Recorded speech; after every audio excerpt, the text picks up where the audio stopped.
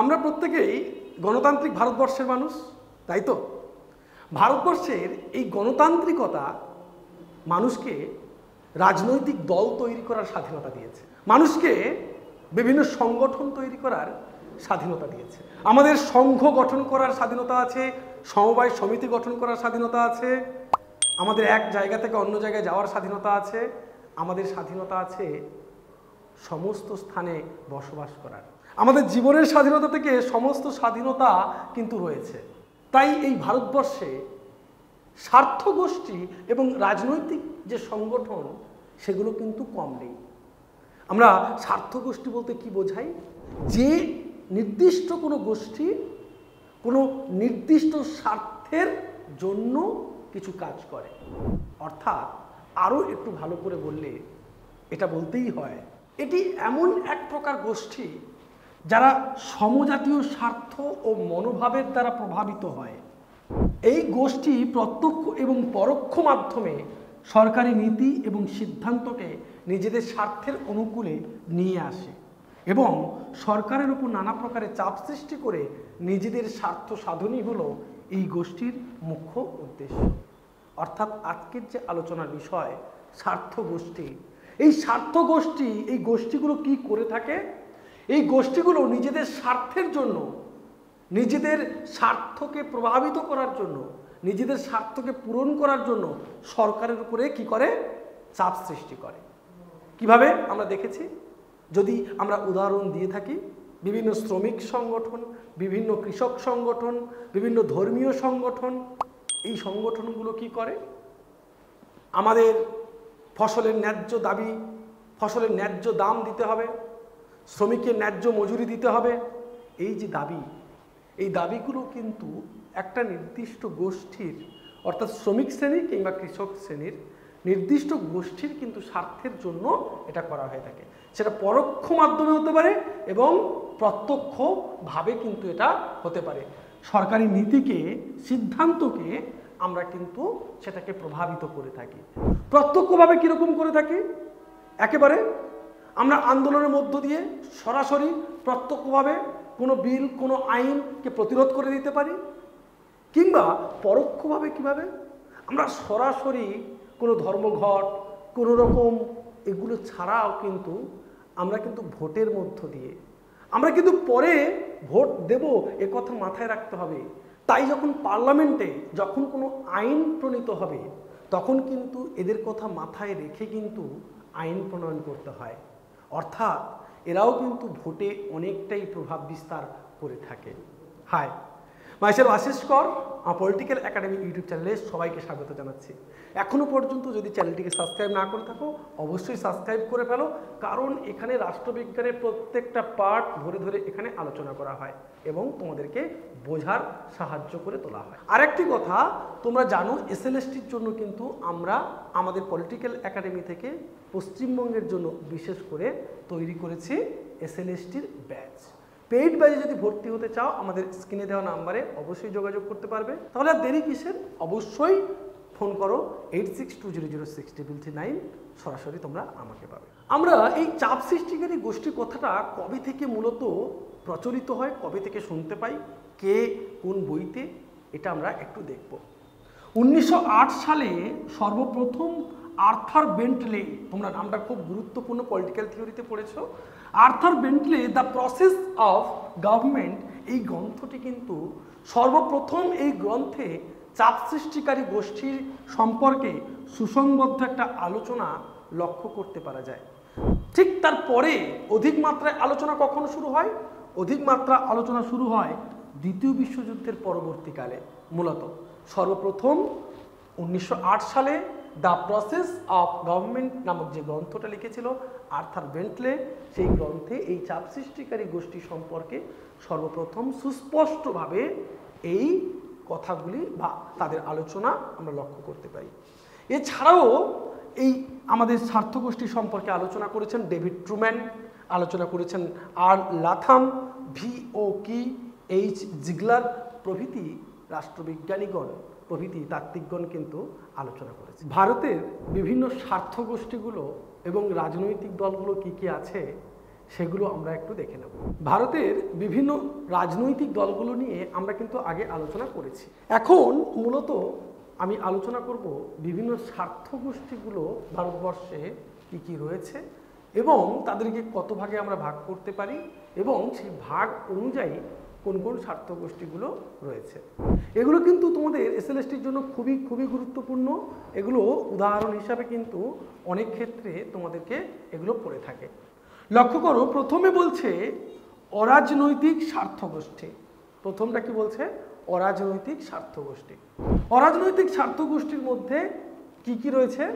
যেমন কলেজ এবং বিশ্ববিদ্যালয়ের শিক্ষকদের সংগঠন, তারপরে রয়েছে ডাক্তারদের বিভিন্ন সংগঠন আমরা দেখতে পাই, আইনজীবীদের বিভিন্ন সংগঠন আমরা দেখতে পাই এবং বার্তাজীবীদের জন্য সংগঠন Indian federation of working journalist আমরা যেটা মূলত দেখতে পাই আমাদের সাংবাদিকদের জন্য যে সমস্ত সংগঠনগুলো।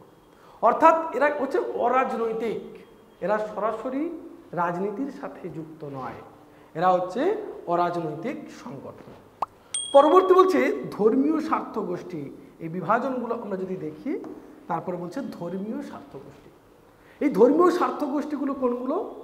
বলছে বিশ্ব হিন্দু পরিষদ, রাষ্ট্রীয় স্বয়ংসেবক সংঘ এবং শিরোমণি অকালি দল, জামাত ই ইসলামী, ইত্তেহাদ উল মুসলমিন, এই সমস্তগুলো কিন্তু তারা ধর্মীয় স্বার্থ গোষ্ঠী। আমরা এবার দেখব জাতিভিত্তিক স্বার্থ গোষ্ঠী কোনগুলো। জাতিভিত্তিক অর্থাৎ জাতপাতের উপর ভিত্তি করে যে সমস্ত স্বার্থ গোষ্ঠীগুলো গড়ে ওঠে, যেমন ক্ষত্রিয় মহাসভা, হরিজন সেবক সংঘ, কায়স্থ সভা এবং মারোয়ারি অ্যাসোসিয়েশন, এগুলো জাতপাতের উপর ভিত্তি করে গড়ে উঠেছে। ভাষাভিত্তিক স্বার্থ গোষ্ঠী কারা? ভাষাভিত্তিক স্বার্থ গোষ্ঠীর মধ্যে হচ্ছে হিন্দি সাহিত্য সম্মেলন, দক্ষিণ ভারত হিন্দি প্রচার সভা, অন্ধ্র মহাসভা, তামিল সংঘ, এগুলো হচ্ছে ভাষাভিত্তিক স্বার্থ গোষ্ঠী। তারপরে বলছে দেখো স্বার্থ গোষ্ঠীতে রূপান্তরিত রাজনৈতিক দল, এগুলোর মধ্যে কোনগুলো রয়েছে? তামিলনাড়ুতে ডিএমকে দ্রাবিড় মুন্নাত্রা কাজাগাম, এডিএমকে, টিএমকে, পাঞ্জাবের অকালি দল, ঝাড়খণ্ডের হুল পার্টি, ওড়িশা ও বিহারের সারা ভারত ঝাড়খণ্ড পার্টি, এগুলো কিন্তু পরবর্তীতে রাজনৈতিক দল হিসেবে পরিবর্তিত হয়েছে। অরাজকতা সৃষ্টিকারী অস্থায়ী স্বার্থ গোষ্ঠী, সেগুলো কি কি কি বলছে? দল Khalsa, United liberation front of Assam, Jammu Kashmir liberation front, এগুলো কিন্তু তোমাদের জন্য গুরুত্বপূর্ণ, এগুলো কিন্তু তোমাদেরকে পরীক্ষা অনুযায়ী মনে রাখতে হবে। এবারে আসি তোমাদের পরবর্তী উপজাতি সংগঠন বা স্বার্থ গোষ্ঠী। প্রত্যেকটা তোমাদেরকে পরীক্ষার জন্য কিন্তু মনে রাখতে হবে, তোমরা যে যে রাজ্য থেকে পরীক্ষা দাও না কেন এগুলো কিন্তু খুবই গুরুত্বপূর্ণ। নাগাল্যান্ডের নাগা জাতীয় পরিষদ, Naga national council, Tripura tribal এবং ন্যাশনাল ভলেন্টিয়ার্স, অসমের ট্রাইবাল সংঘ, মণিপুরের পিপলস লিবারেশন আর্মি, নাগাল্যান্ডের national socialist council of Nagaland, মিজোরামের ইউনাইটেড মিজো ফেডারেল অর্গানাইজেশন, ঝাড়খণ্ডের অল ইন্ডিয়া ঝাড়খণ্ড পার্টি, এগুলো কিন্তু প্রত্যেকটি উপজাতি বা স্বার্থ গোষ্ঠী সম্পর্কিত এই সংগঠনগুলি। আদর্শভিত্তিক স্বার্থ গোষ্ঠী কোনগুলোকে আমরা লক্ষ্য করি? আদর্শভিত্তিক স্বার্থ গোষ্ঠী ডেমোক্রেটিক রাইট অর্গানাইজেশন, পরিবেশ সংরক্ষণকারী সংগঠন যা বিভিন্ন আন্দোলন গড়ে তুলেছে, যেমন নর্দমা বাঁচাও আন্দোলন, চিপকো তেহরি বাঁধ আন্দোলন, হ্যাঁ, এই সমস্ত সংগঠনগুলো গুরুত্বপূর্ণ। এবং ওমেন রাইটস কমিশন, এগুলো কিন্তু আমাদের জন্য খুবই খুবই খুবই গুরুত্বপূর্ণ। একটা উদাহরণ দিয়ে সেখান থেকে কিন্তু প্রশ্ন আসতে পারে। আশা করব তোমরা এসএলএসটি প্রিপারেশন খুব ভালো করে প্রস্তুতি নিচ্ছ এবং তোমরা প্রস্তুতি নিতে থাকবে। আর যদি তোমাদের কোনোরকম কোনো সমস্যা থাকে অবশ্যই অবশ্যই আমাকে জানাতে ভুলবে না। তোমাদের পরীক্ষার কথা মাথায় রেখে মূলত আমি কিন্তু বিভিন্ন রাজনৈতিক দল এবং তাদের ছাত্র যে সংগঠন, কয়েকটা গুরুত্বপূর্ণ রাজনৈতিক দলের ছাত্র সংগঠনগুলো আমি তুলে ধরেছি পরীক্ষার কথা মাথায় রেখে। কংগ্রেসের গুরুত্বপূর্ণ ছাত্র দল কি? আমরা প্রত্যেকে জানি সিপি বা ছাত্র পরিষদ, সিপিআই সারা ভারত ছাত্র ফেডারেশন, তারপরে হচ্ছে সিপিআইএম সেটা হচ্ছে ভারতীয় ছাত্র ফেডারেশন, এসওসিআই গণতান্ত্রিক ছাত্র সংগঠন। মূলত আমাদের পশ্চিমবঙ্গের যে সমস্ত দলগুলো দেখতে পাওয়া যায় তাদের ছাত্র সংগঠনগুলো বলা হচ্ছে। বিপ্লবী সমাজতান্ত্রিক দল, সারা Bharat progressive student union, forward ব্লকের ছাত্র ব্লক, ভারতীয় জনতা পার্টির অখিল ভারতীয় বিদ্যার্থী পরিষদ, তৃণমূল কংগ্রেসের তৃণমূল ছাত্র পরিষদ, এই ছাত্র দলগুলো কিন্তু তোমাদেরকে মনে রাখতে হবে। এছাড়াও তোমাদের বলি কৃষক সংগঠন, শ্রমিক সংগঠন, মহিলা সংগঠন, এগুলো কিন্তু তোমাদেরকে মনে রাখতে হবে। আমি চেষ্টা করব আরেকটি ভিডিওতে তোমাদের এগুলো আলোচনা করা। একটা গুরুত্বপূর্ণ বিষয় একেবারে শেষে আমি তোমাদেরকে আলোচনা করব, সেটা হচ্ছে আমাদের যে রাজনৈতিক দল এবং যে স্বার্থ গোষ্ঠী আছে তাদের মধ্যেকার পার্থক্যগুলো কি কি।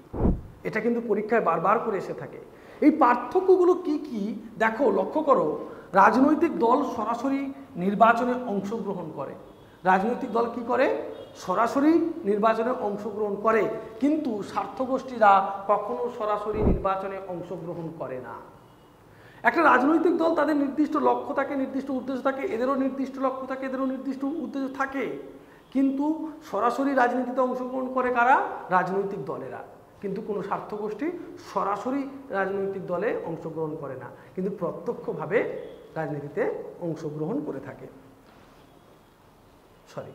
এটা কেটে দেবে, কিন্তু পরোক্ষভাবে রাজনীতিতে অংশগ্রহণ করে থাকে।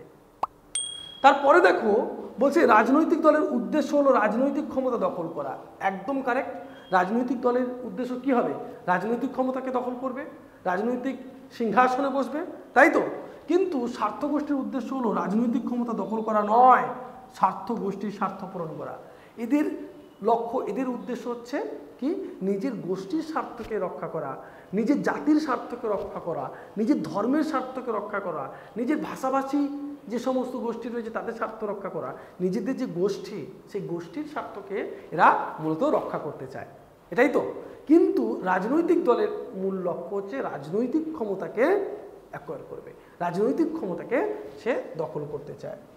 রাজনৈতিক দলের রাজনৈতিক মতাদর্শ থাকে, একটা নির্দিষ্ট মতাদর্শ থাকে, কিন্তু স্বার্থগোষ্ঠীর কোনো সেই রকম মতাদর্শ লক্ষ্য করতে পারা যায় না। একটা নির্দিষ্ট মতাদর্শ বলতে আমরা স্বার্থগোষ্ঠীরও কিছু কিছু ক্ষেত্রে লক্ষ্য করতে পারলেও সেই রকম করে নির্দিষ্ট কোনো মতাদর্শ কিন্তু কোনো স্বার্থগোষ্ঠীর নেই। তারপরে বলছে রাজনৈতিক দল প্রকাশ্যে কাজ করে, স্বার্থগোষ্ঠী তাদের স্বার্থ পূরণের জন্য গোপনে কাজ করে থাকে। মূলত এটা কিন্তু খুব গুরুত্বপূর্ণ। স্বার্থগোষ্ঠী কি করে থাকে? গোপনে কাজ করে। আর রাজনৈতিক দল তোমরা দেখবে যে প্রকাশ্যে ভোট করছে, মিছিল করছে, মিটিং করছে, তার মধ্য দিয়ে কিন্তু সে কাজ করে থাকে। ভিডিওটি ভালো লাগলে অবশ্যই লাইক করবে, বন্ধু বান্ধবদের মধ্যে শেয়ার করবে। আর একটি কথা, অবশ্যই চ্যানেলটিকে সাবস্ক্রাইব করতে ভুলবে না। দেখা হবে তাহলে পরের ভিডিওতে।